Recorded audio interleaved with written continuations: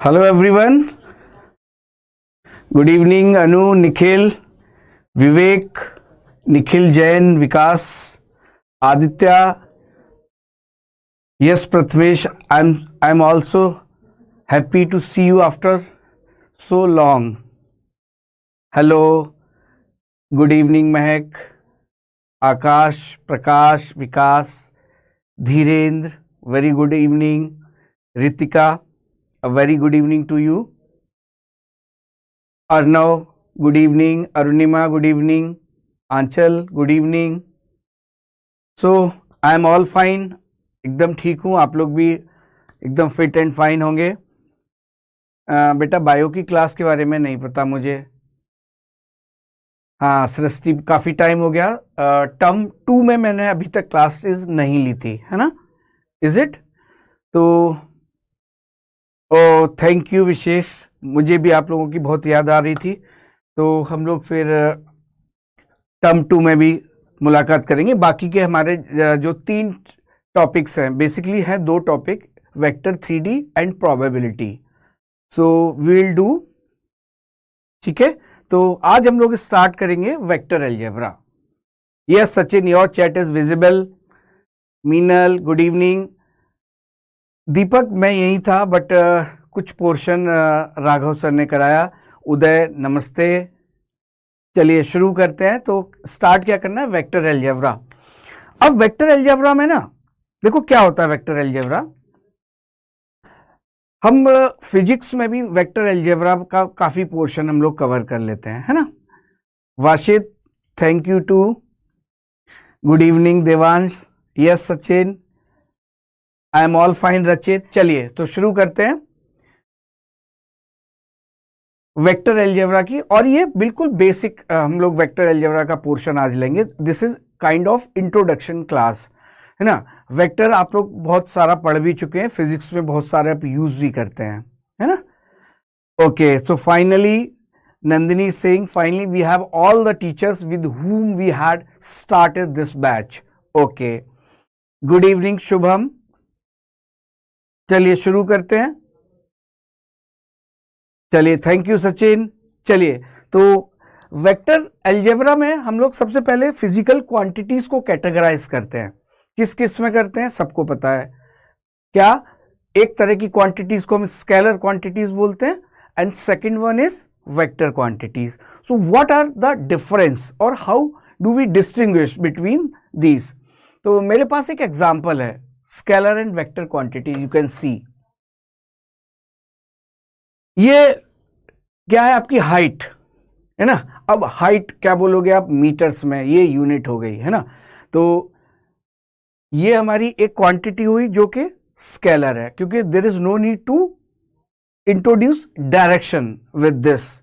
Okay, second में मैंने क्या कहा, इस बॉल को अगर मैं गोल पोस्ट में अगर डालना चाहता हूं तो what I will do, I will consider direction as well. इसके बीच में किसी भी डायरेक्शन में, है ना, हम कुछ वेलोसिटी से इसको पुश करेंगे. मींस तो ये हमारी एक डायरेक्शन इसमें ऐड हुई. तो वेलोसिटी मैंने बोला कि एक हमारी वेक्टर क्वांटिटी है. Antish, this is a first class of this vector algebra. Thank you Vanshika. नमस्ते रक्षा. चलिए, तो एक मैंने ये डिफरेंस दिखाया कि वेलोसिटी और ये हाइट हम लोगों ने मेजर की, तो इस स्केलर और वेक्टर क्वांटिटीज के एज ए एग्जाम्पल के फॉर्म में. ठीक है, अब एक्चुअली जब हम डेफिनेशन देखते हैं वेक्टर की, ये भी आप जानते हो, you all know the definition of vector very well.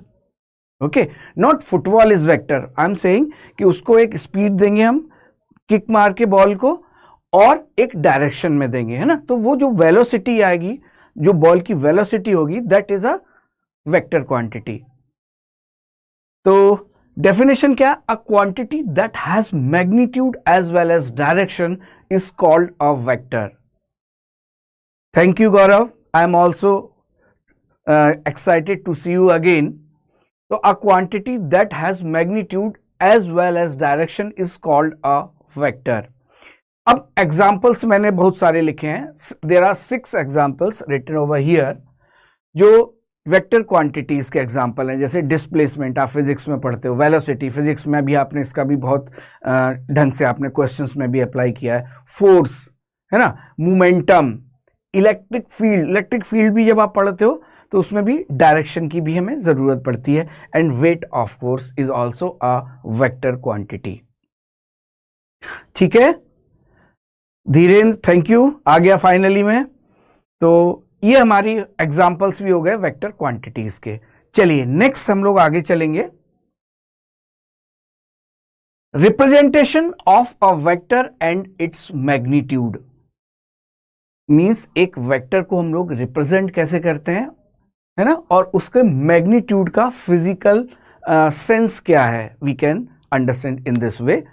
तो इसके लिए एक और यहां लाइन लिखी हुई है, a directed line segment is a vector. Means जैसे अभी मैं 2D में बात करूं, इवन हम लोग 3D में भी बात करते हैं, तो मैंने एक अगर क्या इन्होंने बोला है, अ डायरेक्टेड लाइन सेगमेंट, तो ये है हमारा, मान लेता हूं मैं ए बी एक लाइन सेगमेंट, ठीक है। उसके बाद मैं अगर इसको एक डायरेक्शन दे दूं, suppose if I say this is A to B, तो this is representation of a vector in this form. Okay, तो इस वेक्टर ए बी को हम लोग लिखते कैसे हैं, वेक्टर ए बी ऐसे रिप्रेजेंट करते हैं। आई विल पुट अ बार और एक एरो ऊपर लगा देते हैं, दिस इज रिप्रेजेंटेशन। अब मैग्नीट्यूड का मीन्स क्या है, तो मैग्नीट्यूड की अगर मैं बात करूं, मैं इस टर्म की बात कर रहा हूं, ये मैग्नीट्यूड। तो जब मैग्नीट्यूड की मैं बात करूंगा तो इसको मैं रिप्रेजेंट कैसे करता हूं, ए बी और ऐसे मॉड लगा देता हूं, this is magnitude of vector A B, which is nothing but the length of this vector A B. तो ये मैग्नीट्यूड हो गया, ये एक डायरेक्शन हो गई, तो ये हमारा एक वेक्टर क्वांटिटी का रिप्रेजेंटेशन हो गया। ठीक है, 3D टफ नहीं है, सब इजी है ना, और प्रोबेबिलिटी भी मैं ही पढ़ाऊंगा, ये क्लियर सिंपल सी चीज है। So this is basically introduction class, बहुत सारी चीजें आपको आती होंगी, मैं समझ रहा हूं। तो ये हमारी हो गया वेक्टर का रिप्रेजेंटेशन। ठीक है, आगे चलते हैं, नेक्स्ट क्या है, position vector. This is important concept और इस पे बेस्ड बहुत सारे हम क्वेश्चंस भी करने वाले हैं। तो सबसे पहली चीज, पोजीशन वेक्टर है क्या, इसको मैं ऐसे समझाता हूं आपको।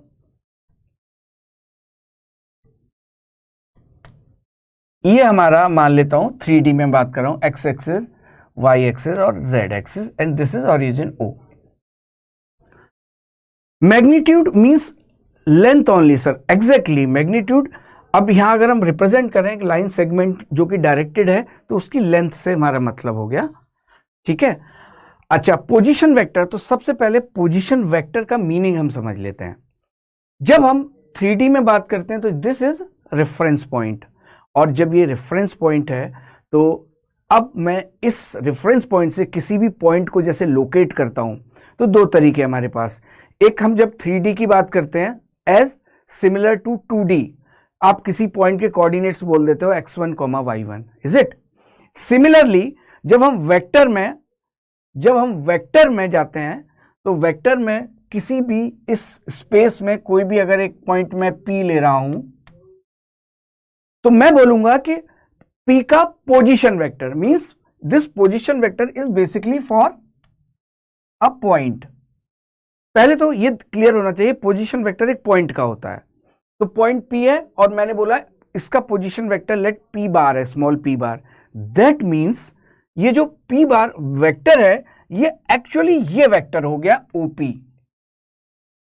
मतलब मैं लिख सकता हूं this OP vector is P bar which is nothing but position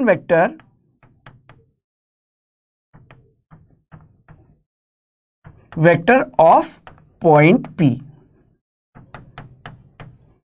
इतनी बात क्लियर है सबको?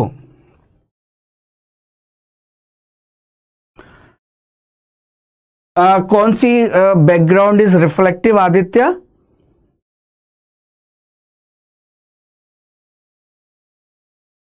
Wait a minute, let me check.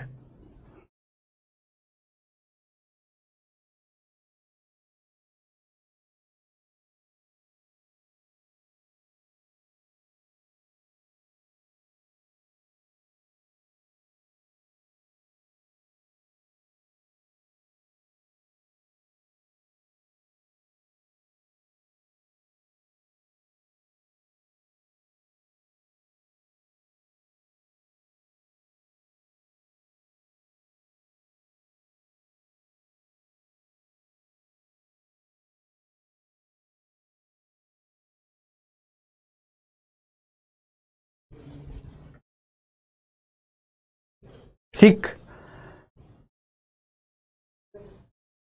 Okay, ये क्लियर है। वो अभी तो ठीक है, कोई ऐसी बैकग्राउंड में ऐसा रिफ्लेक्शन तो नहीं आ रहा है। ये बार क्यों, ये ओपी वेक्टर है तो वेक्टर को रिप्रेजेंट करते हैं ना, अभी मैंने बोला। तो ये अगर मैं बोलता हूं किसी भी, जैसे मैंने क्या बोला, पोजीशन वेक्टर किसी पॉइंट का, तो जैसे मैंने बोला एक पॉइंट पी है जिसका पोजीशन वेक्टर पी बार है, दैट मींस वो पी बार ओपी वेक्टर को ही रिप्रेजेंट करेगा। ठीक है, थैंक यू गौतम। अब सिमिलरली मैं अगर ऐसे बोलूं कि कोई भी पॉइंट और क्यू है, एक और एग्जांपल जैसे मैं लूं, और जिसका मैं पोजीशन वेक्टर क्यू बार, तो इसका मतलब ये वाला जो वेक्टर बनेगा ओ क्यू वेक्टर, ये हमारा क्यू बार क्या होगा, पोजीशन वेक्टर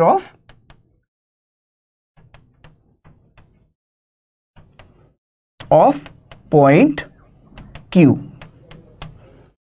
इतनी बात क्लियर हो गई? बोलो, ये बात क्लियर है ना? अच्छा, अब अगर मैं आपसे पूछता हूं नेक्स्ट क्वेश्चन मेरा, if we have two points P and Q such that their position vectors are small p bar and small q bar, है ना? तो मुझे अगर PQ वेक्टर चाहिए, तो PQ वेक्टर, ये वेक्टर, मेरी बात क्लियर हुई? मेरे पास पॉइंट P है जिसका पोजीशन वेक्टर P बार, मेरे पास Q है जिसका पोजीशन वेक्टर Q बार। अब मैं आपसे कहता हूं find the vector P Q. So this will be, अगर हम एडिशन रूल से भी देखें तो इजीली समझ सकते हैं, this is nothing but position vector of Q minus position vector of P. ये बात समझ में आ रही है? फाइनल माइनस इनिशियल हम ऐसे याद रख सकते हैं। और अभी हम आगे जब एडिशन पढ़ेंगे तो ट्राइंगल लॉ से एडिशन ही है एक्चुअली ये। ठीक है, this plus this equal to this means, अगर हम एडिशन भी थ्योरम से भी देखें तो ये चीज मैं इजीली प्रूव कर सकता हूं।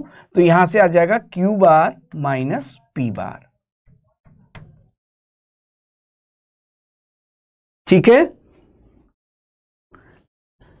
बेटा, ओपी प्लस ओक्यू नहीं है ये, फिर से देखो, ये ओपी प्लस ओक्यू नहीं है अनु रॉय, ओपी प्लस ओक्यू का रिजल्टेंट ये नहीं बनेगा बेटा। ये कैसे बनेगा, रिजल्टेंट दिखाते हैं। मैं यहां देखो, इधर मैंने क्या लिखा है, मैं अगर ऐसे लिखूं OP this vector plus this PQ vector, this is equal to OQ vector. बात समझ में आ रही है? अब OP vector is P vector, small p bar जिसको बोल रहा हूं, पीक्यू वेक्टर हमें चाहिए, और OQ vector is Q vector. तो यहां से हम लोग पी क्यू वेक्टर बोल सकते हैं, Q vector minus P vector. Is it clear? P plus Q बेटा, P प्लस क्यू नहीं बनेगा। अभी हम ट्राइंगल लॉ ऑफ एडिशन और पैरेललोग्राम लॉ ऑफ एडिशन करेंगे तो वहां ये चीज और क्लियर हो जाएगी आपको। ठीक है, नेक्स्ट आगे चलते हैं। आगे चलते हैं हम लोग टाइप्स ऑफ वेक्टर्स, ये भी आपको पता है और नाम से भी हमें सब समझ में आएगा। सबसे पहले एक स्पेशल टाइप का वेक्टर लिखा है, that is known as zero vector. अब जीरो वेक्टर को हम लोग रिप्रेजेंट ऐसे कर सकते हैं, या एक ही पॉइंट को ए बार से भी लिख देते हैं। अब जीरो वेक्टर होता क्या है, जिसका मैग्नीट्यूड जीरो हो, डायरेक्शन कुछ भी हो, तो that means zero vector is actually null vector, this is also known as null vector. ठीक है, तो ये क्लियर है सबको। यूनिट वेक्टर पे आते हैं, this is also important. Video is paused, buffering,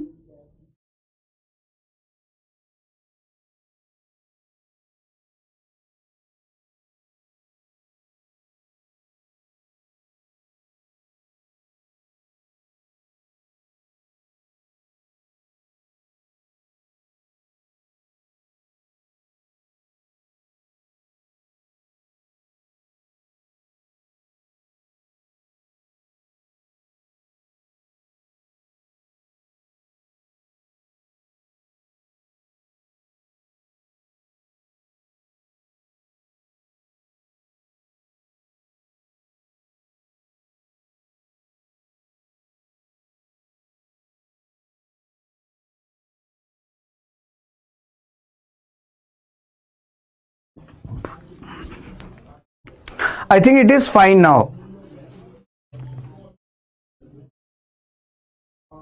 is it? चलिए, तो यूनिट वेक्टर क्या? यूनिट वेक्टर का मीन्स हम लोग बोल सकते हैं कि वो वेक्टर जिसका मैग्नीट्यूड 1 हो। अब इसको रिप्रेजेंट हम कैसे करते हैं? कोई भी वेक्टर को ऊपर ये कैप लगा देते हैं, तो वेक्टर ए कैप जो लिखा है, ये this is representation of any unit vector. ठीक है, अच्छा अभी ठीक है ना वीडियो? Okay fine. अब मैंने इसको देखो कैसे समझते हैं कि जैसे मैं कोई भी एक वेक्टर लिख रहा हूं, ए बी वेक्टर है और जिसको मैं लिख देता हूं चलो पी वेक्टर से, तो मैंने क्या किया, vector A B equals to P vector. यहां तक बात बिल्कुल ठीक है। अब मैंने क्या किया, मुझे अगर ये बोला जाए कि ए बी की डायरेक्शन में एक यूनिट वेक्टर दो, तो यूनिट वेक्टर का मीन्स मुझे डायरेक्शन यही रखना है, बट इसका मैग्नीट्यूड 1। तो मैं क्या करूं, अगर मैं इस ए बी और ऐसे बोल देता हूं, बात समझ रहे हो? तो मैं इसको यूनिट वेक्टर कैसे बनाऊंगा, मैं ए बी वेक्टर और डिवाइड कर दूंगा मैं इसके मैग्नीट्यूड से। तो ये फाइनली मैं इसको ऐसे भी लिख सकता हूं, P vector upon mod P, this is unit vector in the direction of A B.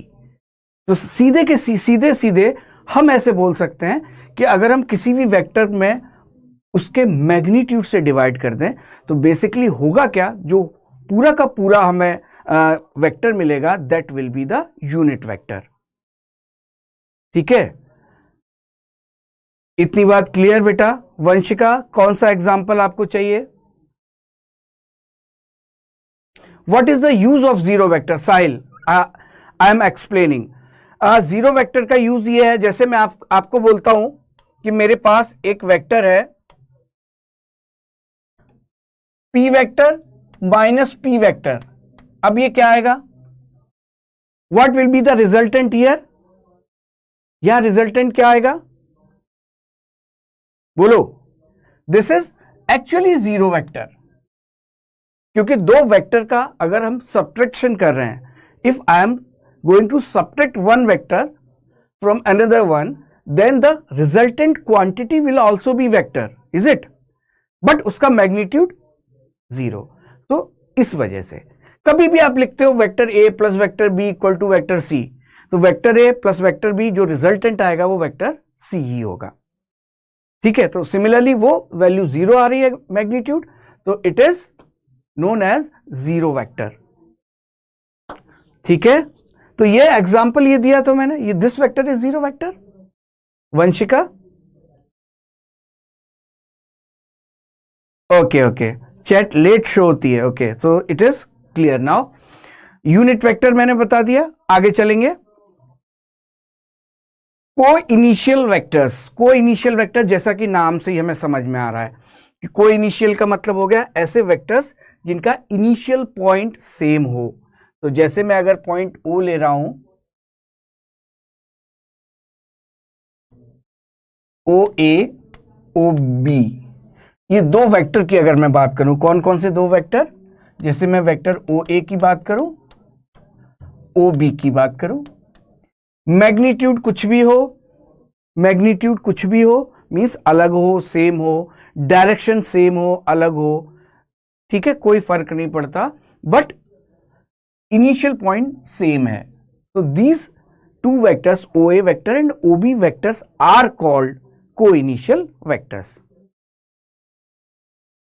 Check करो एक बार बेटा। शुभम, यूनिट वेक्टर में क्या है जिसका मैग्नीट्यूड 1, और मैग्नीट्यूड 1 तो किसी भी वेक्टर को अगर आप उसके मैग्नीट्यूड से डिवाइड कर दोगे तो उस वेक्टर का जो मैग्नीट्यूड हो जाएगा that will be 1। Komal, if you right only 0 in place of zero vector then it is considered as zero vector actually, है ना? बुक्स में 0 ही लिखा मिलेगा बहुत जगह आपको, वो बार लगाना कभी लगाते हैं कभी नहीं, but that is that is understood कि you are saying that is zero vector. चलिए नेक्स्ट क्या है, कोलिनियर वेक्टर्स।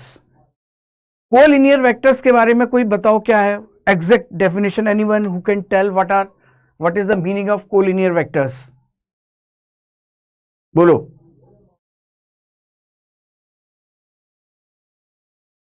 कोलिनियर वेक्टर्स का मतलब बताओ मुझे, what is the meaning of collinear vectors, anybody? I am waiting. बेटा क्लास 9 PM रख दीजिए, that we can discuss.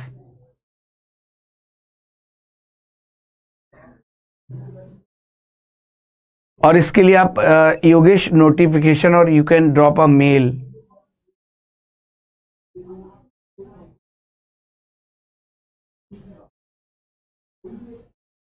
Parallel vectors, okay, same और parallel direction, parallel, okay.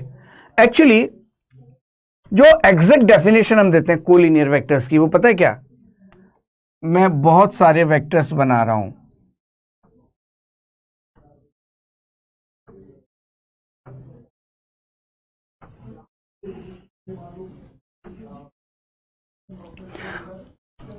these all 4 vectors are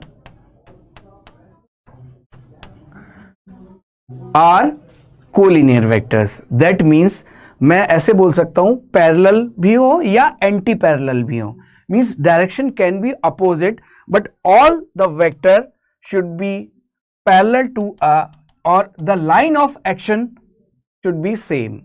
line of action जैसे ये dotted line बनाई, इसके parallel होने चाहिए, डायरेक्शन कोई भी हो। तो this type of collinear vectors are known as ये, ठीक है, मतलब line of action should be same, इसी लाइन के parallel action, line of action हो, वेदर डायरेक्शन इज अपोजिट और सेम, एक ही चीज है, ठीक है। सिमरन हम ये नहीं बोल सकते lie on same plane. Same plane में हम मतलब सेम प्लेन में जरूरी नहीं है कोलिनियर वेक्टर्स ही मिले हैं, बट अगर वो कोलिनियर हैं तो डेफिनेटली सेम प्लेन में होंगे, ये बात बिल्कुल ठीक है, ठीक है। Yes Simran, area of triangle is 0, what is the meaning of this, कौन सा triangle?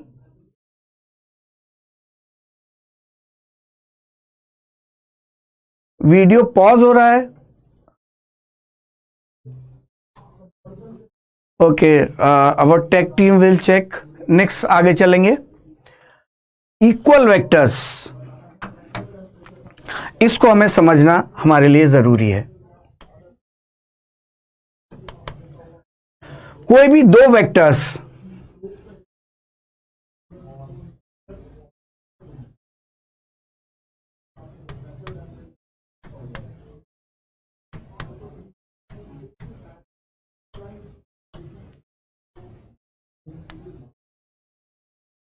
these two vectors AB and PQ are equal vectors। तो इक्वल होने के लिए दो कंडीशन हमारे पास आ गई यहां से। These two vectors are equal if number 1 direction same,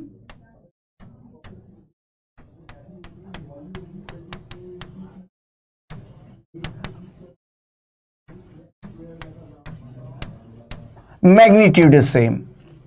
तो magnitude as well as direction is same, then the two given vectors are called equal vectors। यहां तक बात समझ में आ गई, इक्वल वेक्टर्स का मीनिंग क्लियर हुआ हमको। Negative of a vector, negative of a vector का मीन्स क्या, equal magnitude and equal direction. Nikhil ये ठीक है, दिस इज इक्वल वेक्टर्स। अब नेगेटिव ऑफ अ वेक्टर, जैसे एक वेक्टर में लिख रहा हूं ए बी,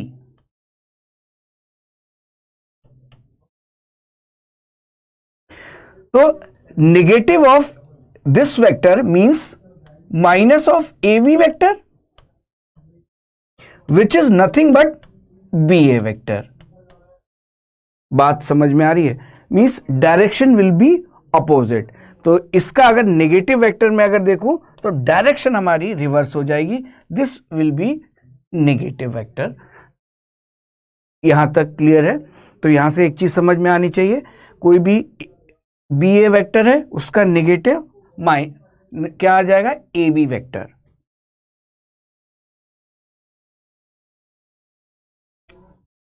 ओके वाशित, क्लियर है सबको? ठीक है.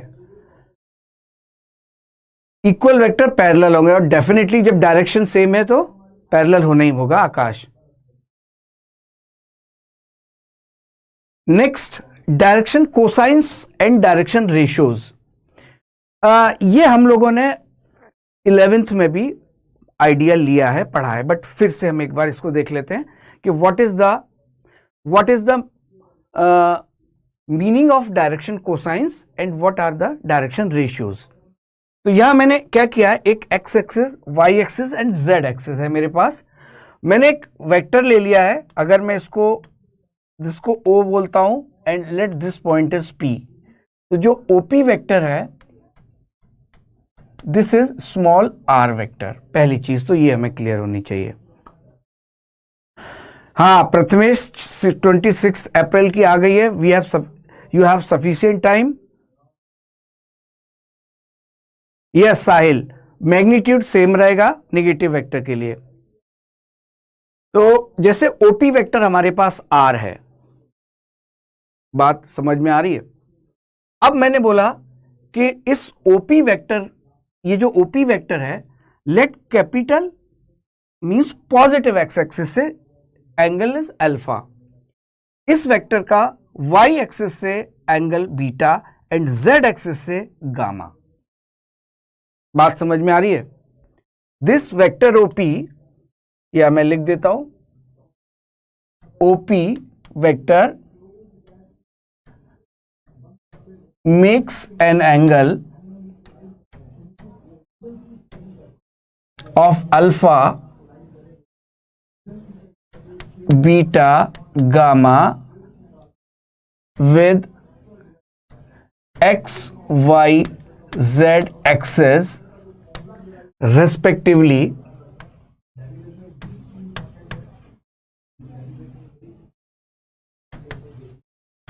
then cos alpha, cos beta, cos gamma are known as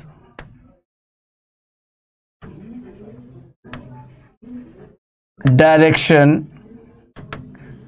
cosines. ये बात सबको क्लियर हुई कि अगर ये वेक्टर अल्फा बीटा गामा बना रहा है तो ये हमारा क्या बन गया? Direction cos alpha, cos beta, cos gamma, इसको हम बोलते हैं ये डायरेक्शन कोसाइंस हो गए. किसके? इस वेक्टर के. इतनी बात सबको क्लियर है? बोलिए. अब एक चीज देखो, अब अगर मैं इस पॉइंट R के कोऑर्डिनेट्स लेके चलूं, मींस इस पॉइंट P के कोऑर्डिनेट्स की बात कर रहा हूं, ये जो एंड पॉइंट है, इसके कोऑर्डिनेट्स अगर मैं x, y, z लिखूं, तो आप एक चीज देखना, ये जो OP का मैग्नीट्यूड होगा ये किसके इक्वल आएगा? मींस इसका magnitude which is nothing but root of x square plus y square plus z square. ये कंपोनेंट फॉर्म में जब हम लोग देखेंगे, ओके थैंक यू वाशिद, जब हम कंपोनेंट फॉर्म में देखेंगे तो वहां भी हम इसको कनेक्ट करेंगे. तो ये हमारे पास आ गया ओपी वेक्टर. अब देखो इसका जो एक्स कोऑर्डिनेट होगा किसका? पॉइंट P का, that will B R cos alpha.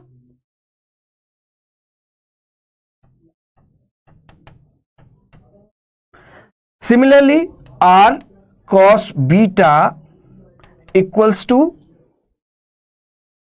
this is X actually,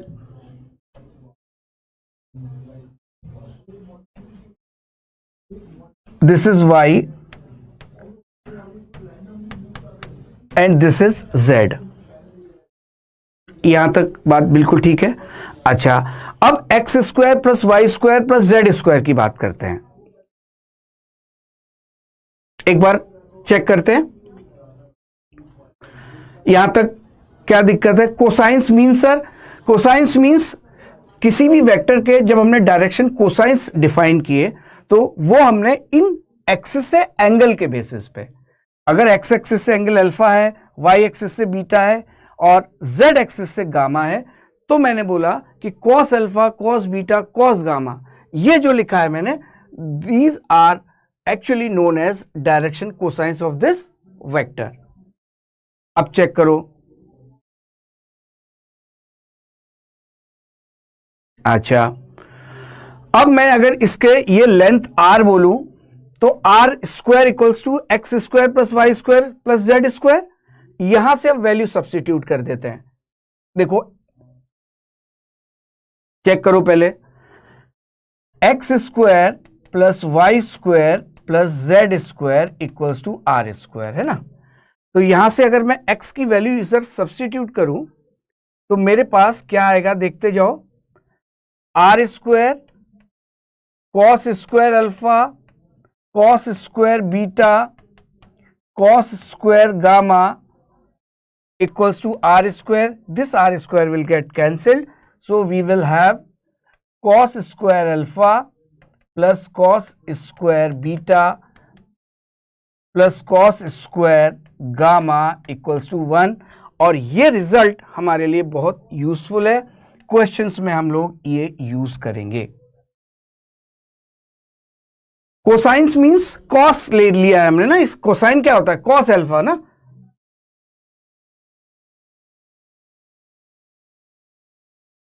are बार ये वेक्टर लिखा जिसका मैग्नीट्यूड ये लेंथ आर ले ली मैंने, यानी ओपी वेक्टर ही हमारा आर वेक्टर है। और इसका मतलब जो ओपी वेक्टर का मैग्नीट्यूड है that is r I am taking. X equals to r cos alpha. आप चेक करो ना, अगर ये एक्स एक्सिस से अल्फा एंगल बना रहा है ये वेक्टर, तो इस पॉइंट P का x coordinate r cos alpha ही तो होगा, cos कंपोनेंट। रुचि, ये क्लियर करो पहले यहां। ओके लिसन, ये अगर हम वेक्टर के मैग्नीट्यूड की बात करें, जैसे आप अगर 2D में आप देखते हो ना, 2D में ये चीज बेटर दिखेगी। कैसे? 2D में जब आप वेक्टर का मैग्नीट्यूड निकालते हो तो आप x कंपोनेंट का स्क्वायर प्लस y कंपोनेंट का स्क्वायर और उसका अंडर रूट, वही करते ना। सेम यही जब हम इसको कंपोनेंट फॉर्म में लेके जाएंगे तब हमको ये चीज और क्लियर हो जाएगी। अच्छा, अब दूसरे तरीके से समझो आदित्य, दूसरे तरीके से समझो। इस ओपी वेक्टर को मैं अगर कंपोनेंट फॉर्म में लिखूं तो एक्स आई प्लस वाई जे प्लस जेड के लिखूंगा। क्यों? क्योंकि एक्स वाई और जेड एक्सिस के अलोंग यूनिट वेक्टर आई जे के हम पढ़ चुके हैं। ठीक है, तो वहां से उस वेक्टर का अगर आप फिर से मैग्नीट्यूड निकालोगे तो root of x square plus y square plus z square, ये आपने पढ़ा है, ऑफ कोर्स पढ़ा है। तो ये बात क्लियर। अब cos square alpha plus cos square beta plus cos square gamma equals to 1 means अगर डायरेक्शन कोसाइंस के स्क्वायर का सम देखें तो that will be 1। This is a important result. अच्छा, दूसरी चीज, यूजुअली होता क्या है, जैसे cos alpha cos beta cos gamma को हम लोग डायरेक्शन कोसाइंस बोलते हैं और स्टैंडर्ड फॉर्म में इनको हम एल एम और एन से भी रिप्रेजेंट करते हैं। तो जैसे मैंने बोला किसी वेक्टर के direction cosines cos alpha cos beta cos gamma है, तो मैं ऐसे भी बोल सकता हूं l comma m comma n are direction cosines. ठीक, आगे चलिए। तो यहां से हम l square plus m square plus n square equal to 1 भी लिख सकते हैं, एक ही चीज है। फिर हमारे पास आती है डायरेक्शन रेशियोज। अब ये डायरेक्शन रेशियोज कुछ भी नहीं है, हम इन तीनों के प्रोपोर्शनलिटी में ले लें। जैसे अगर किसी के डायरेक्शन कोसाइंस हमारे पास आ गए, कुछ भी है, जैसे मान लेता हूं एल एम एन, अगर ये डायरेक्शन कोसाइंस हैं, तो अगर मैं इसमें प्रोपोर्शनलिटी में कोई और नंबर ले लूं, जैसे if I multiply by lambda l, lambda m, lambda n, ये हमारे डायरेक्शन रेशियोज बोले जाएंगे। अब ये direction ratios R2 R2 R square how cancel, क्यों बेटा, इसमें x, इसमें देखो ना, इसका square equal to R square ना, तो x की वैल्यू यहां से रखता गया ना मैं।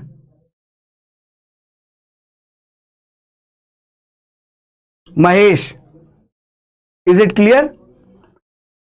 इसमें x की वैल्यू R cos अल्फा रख दी, y की value R cos beta, z की वैल्यू R cos गामा।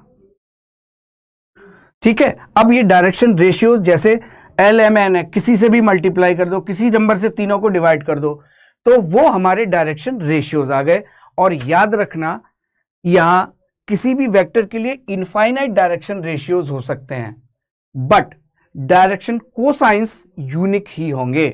और यहां इसका मतलब ये जो लैम्डा है, ये कोई भी रियल नंबर हो सकता है जिससे आप मल्टीप्लाई करेंगे, सो प्रोपोर्शनलिटी में आप लेंगे। ये इतनी बात समझ लो। अभी आगे फिर हम 3D में इसको और ज्योमेट्रिकली भी हम आपको इसको शो करेंगे कि इसका एक्चुअल मीनिंग क्या है। ठीक, एग्जाम्पल क्वेश्चंस में लेंगे आदित्य। ठीक,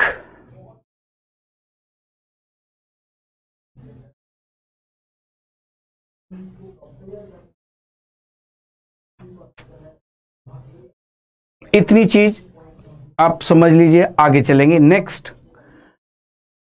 addition of vectors, so triangle of vector addition. अब देखते जाओ यहां वेक्टर एडिशन का क्या मीनिंग है। Suppose we have two vectors A B, और एक वेक्टर में ले लेता हूं सपोज सी डी। मैं इनको ऐड करना चाहता हूं, तो ट्राइंगल लॉ क्या करेगा, ट्राइंगल लॉ क्या करेगा, पहले ये वेक्टर बना दिया ए बी, और उसके बाद उसने ये सी डी वेक्टर, इसकी जो हेड है वो इसकी टेल से ये एक ट्राइंगल कंप्लीट कर दिया। ये तो जो रिजल्टेंट आएगा बेटा, that resultant will be this is. तो अगर मैं इसको ऐसे बोलूं कि let this is P vector and this is Q vector, तो यहां से मैं अगर ऐसे लिखूं, इसको ऐसे लिख देता हूं, this is A B, this is P vector, this is Q vector, and this resultant R vector will be P bar plus Q bar. बात क्लियर है? ये हमारा ट्राइंगल ऑफ वेक्टर एडिशन हो गया। ठीक,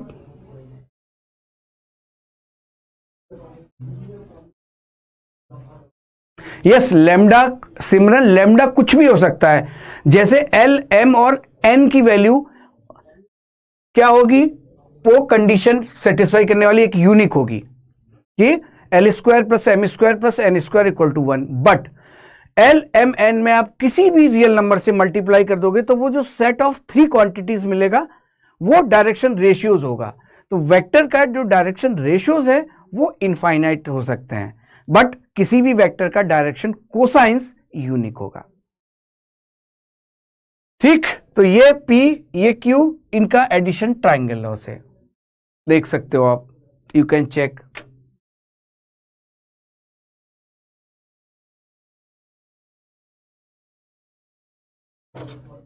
What is the need of this chapter in maths? Okay, actually Dhirendra, this is a very classical question.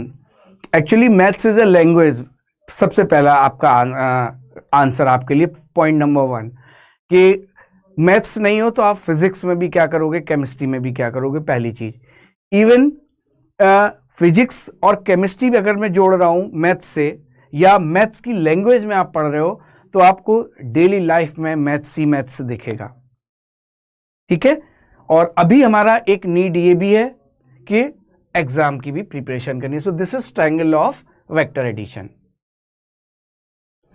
बात समझ में आ रही है? अब अगर मैं 3 वेक्टर ले लेता,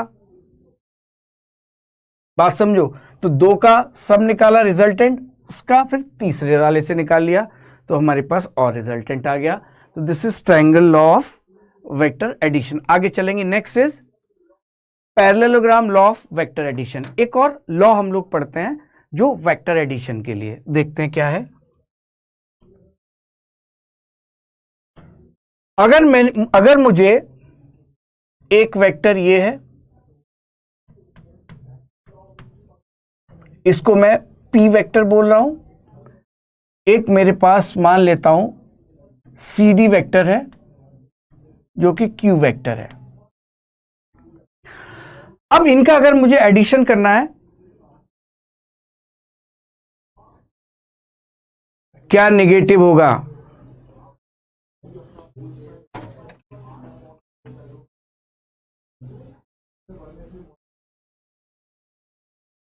बिल्कुल सही तो है।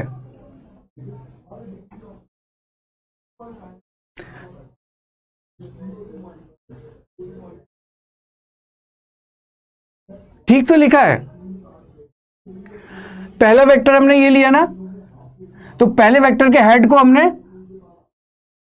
इसकी क्योंकि टेल से जोड़ा और इसका ये फाइनल, बिल्कुल सही लिखा है।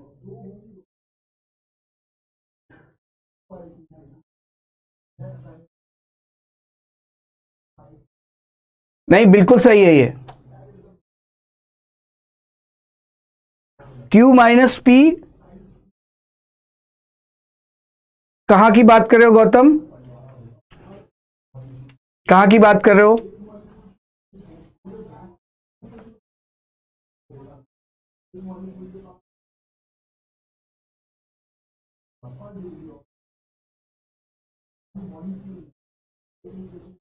ओके, चलिए, बिल्कुल करेक्ट है।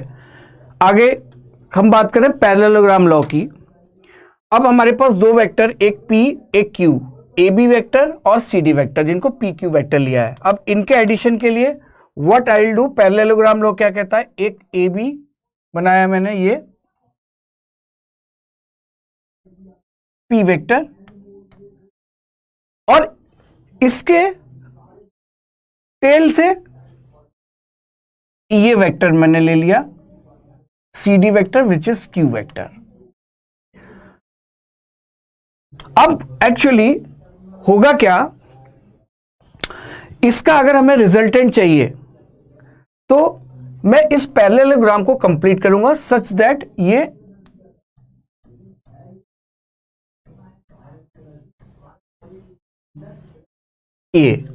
बात समझ में आ रही है।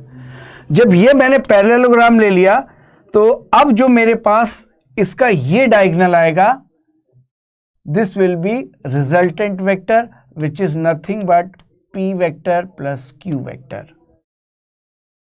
इसका प्रूफ ट्रायंगल लॉ से भी हम लोग इसको कर सकते हैं। इस Q को, ये Q वेक्टर, ये भी Q वेक्टर होगा। तो अगर हम सिर्फ ट्रायंगल लॉ से देखें तो P वेक्टर Q वेक्टर, तो ये वेक्टर मिल गया P प्लस Q। तो एक ही चीज है, ट्रायंगल लॉ और पैरेललोग्राम लॉ। बेटा कैलकुलेशन भी होगी।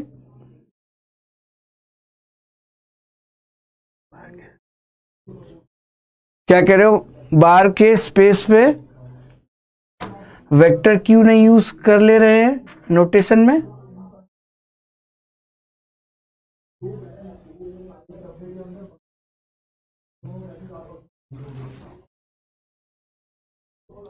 ठीक है, चलिए आगे चलेंगे। नेक्स्ट आगे क्या है, प्रॉपर्टीज ऑफ वेक्टर एडिशन। इसकी प्रॉपर्टीज देखो क्या है। सबसे पहले प्रॉपर्टी में मैंने लिखा है commutative property. Commutative property is nothing but, जैसे P बार प्लस Q बार, इसका मैं एडिशन देखूं, this is Q bar plus P बार। बेटा डायरेक्शन रेशियोज के जब हम क्वेश्चंस करेंगे ना, उस समय हमको एग्जैक्ट हम एग्जाम्पल बहुत सारे लेंगे कि क्या ज्योमेट्रिकली सिग्निफिकेंस क्या है डायरेक्शन कोसाइंस का, डायरेक्शन रेशियोज का, ठीक है, क्योंकि तब हम वहां डॉट प्रोडक्ट और उससे भी रिलेट कर पाएंगे, वो मैं बाद में कराऊंगा। कम्यूटेटिव प्रॉपर्टी क्या है? P bar plus Q bar same as Q bar plus P bar, means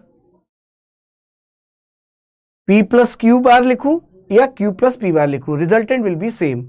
इसको इस फिगर से हम लोग बहुत इजीली देख सकते हैं। अगर मैं यहां से देखो, यहां से अगर मैं LHS लूं, ये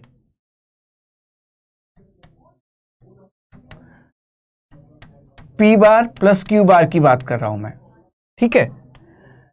यहां से मैंने क्या किया, ये है P, ये है Q, बात समझ में आ रही है? इनका रिजल्टेंट आ गया R, मैं बना देता हूं, दिस इज सपोज P, ये P ले रहा हूं एंड दिस इज Q, ठीक है।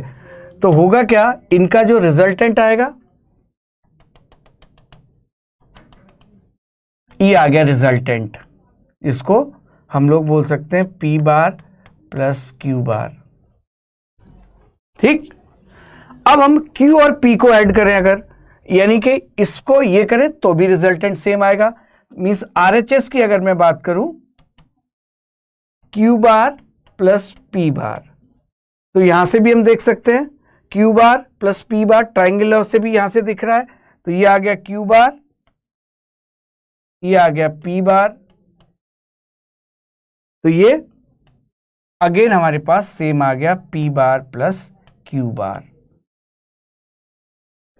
नहीं, P और Q कैपिटल से भी रिप्रेजेंट कर सकते हो वाशिद, देयर इज, उसमें कोई इशू नहीं है, बट हम ABCD अगर हम पॉइंट्स के नाम देते हैं वो कैपिटल में लिखते हैं, इसीलिए हम इसको स्मॉल लिख रहे हैं ना, नथिंग एल्स, और कोई रीजन नहीं है इसका। लैग हो रहा है वीडियो, वो बीच में आई थिंक कुछ टेक्निकल इश्यूज आते हैं, बट आराम से चल रहे हैं तो कोई इश्यू नहीं। Next, associative property. Associative property क्या है? P प्लस क्यू का रिजल्टेंट में अगर हम R वेक्टर को ऐड कर रहे हैं तो that will be the same जब हम P वेक्टर को Q प्लस R के रिजल्टेंट में, means we can shift the position of bracket. इसको भी इस फिगर से यहीं से समझ लेते हैं, जैसे P बार प्लस Q बार, तो P बार कहां है? Q बार, बात समझना, ये इस डायरेक्शन में ले रहे हैं, this is P bar, this is Q बार, तो this is P plus Q, ठीक है। ये P प्लस Q, इसमें अगर मैं R वेक्टर ऐड कर रहा हूं, R वेक्टर ये, तो एक वेक्टर हमारे पास ये आ गया, देखो यहां से ये आ गया P प्लस Q,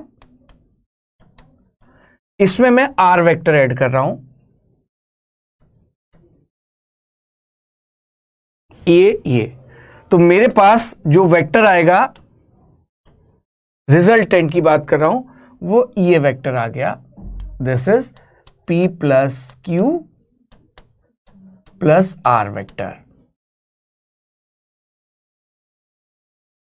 बेटा एग्जाम में पूछते हैं या नहीं कोमल, बट हमको तो इजीली समझ में आना चाहिए ना, हो सकता है किसी भी फॉर्म में इसका यूज आए तो हम लोग देख सकते हैं। सिमिलरली मैं दूसरा क्या ले रहा हूं, P बार में Q प्लस R रिजल्टेंट, तो ये तो हमारा हो गया Q प्लस, सॉरी, ये पहले मैं P बना लेता हूं, P वेक्टर हमारे पास, दिस इज P वेक्टर, ये वाला। अब इसमें Q प्लस R कौन सा है? Q प्लस R कैसे? This is Q, this is R, तो this is Q plus R, तो ये वेक्टर हमारा फिर से Q प्लस R। तो फाइनली जो इसका भी रिजल्टेंट आएगा, this is P plus Q plus R, it is clear. तो ये हमारा एसोसिएटिव प्रॉपर्टी भी होल्ड करेगा वेक्टर एडिशन में। ठीक है, चलो नेक्स्ट आगे चलेंगे। What multiplication of a vector by a scalar, इसका मतलब क्या है ये एक बार समझ लेते हैं। कोई भी वेक्टर मैंने यहां दिखाया, वेक्टर वी बार है ना। अब इसमें मैं अगर किससे स्केलर से मल्टीप्लाई करता हूं, तो जैसे मैंने इसमें -2 से मल्टीप्लाई किया तो सबसे पहले तो इसकी डायरेक्शन अपोजिट हो गई और मैग्नीट्यूड इसका 2 टाइम्स हो गया। अब मैंने यहां 1/2 से मल्टीप्लाई किया, या मैं ऐसे बोलूं मैग्नीट्यूड में 2 से डिवाइड हो गया, तो इसका मैग्नीट्यूड हाफ रह गया बट डायरेक्शन इज सेम। तो किसी भी वेक्टर ए के लिए अगर मैं लिखूं, let's suppose this is A vector और मैं लैम्डा ए लिखूं, तो लैम्डा ए में क्या होगा, क्या होगा, अगर लैम्डा पॉजिटिव तो डायरेक्शन विल बी सेम, है ना, और मैग्नीट्यूड लैम्डा टाइम्स हो जाएगा। अगर लैम्डा की वैल्यू ग्रेटर देन 1 है तो मैग्नीट्यूड बढ़ जाएगा। If lambda is lying between 0 to 1 तो मैग्नीट्यूड कम हो जाएगा, और अगर लैम्डा इज नेगेटिव तो डायरेक्शन विल बी ऑपोजिट। ठीक है, तो ये हम लोगों ने यहां से भी देख लिया, बहुत सिंपल सी चीज है। तो स्केलर एक्चुअली अगर पॉजिटिव है तो वो मैग्नीट्यूड को क्या करेगा, उतने ही टाइम्स स्केलर से मल्टीप्लाई करा के। ठीक है, और डायरेक्शन के बारे में क्या बोलेंगे, if lambda is positive direction will be the same, if lambda is negative direction will be opposite to the given vector. ठीक है, चलिए नेक्स्ट अब आ जाते हैं unit vectors along the axis and components of a vector. अब यहां ध्यान से जरा समझना, पहले मैं इसको 2D में दिखाता हूं, फिर 3D में ऑटोमेटिकली समझ में आ जाएगा। मैं अगर ऐसे बोलता हूं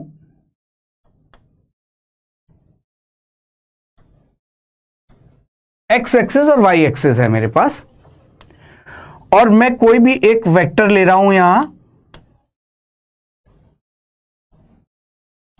suppose this is OP vector.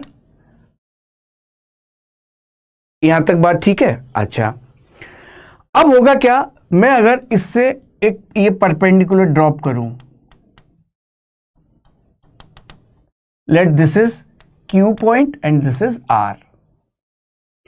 तो एक चीज यहां हम सबको क्लियर है कि ये जो वेक्टर OP बनेगा ये क्या होगा, OQ vector plus OR vector के इक्वल होगा, इनके सम। यहां तक बात सबको समझ में आ रही है? क्योंकि ये जो OR वेक्टर होगा this will be QP vector के इक्वल आएगा, तो यहां से हम लोग इसका रिजल्टेंट भी देख सकते हैं। बात क्लियर है यहां तक?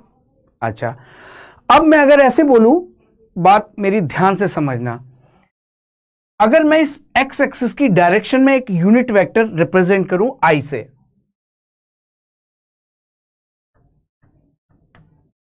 I और I कैप इससे रिप्रेजेंट करते हैं हम, इसको मैंने बोला unit vector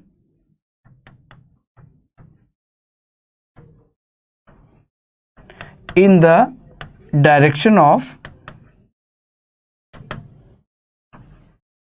x-axis, J unit vector in the direction of y-axis। K मैंने लिखा यूनिट वेक्टर